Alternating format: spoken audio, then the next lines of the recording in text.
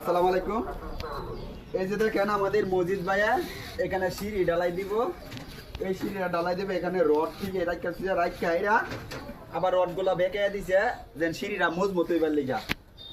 মানুষে কাম করে 900, আর আমার হইছে ওই মসজিদ ভাই কই আমার বাঁচাইবো, আমার না বাঁচাইয়া মালিক বাঁচা।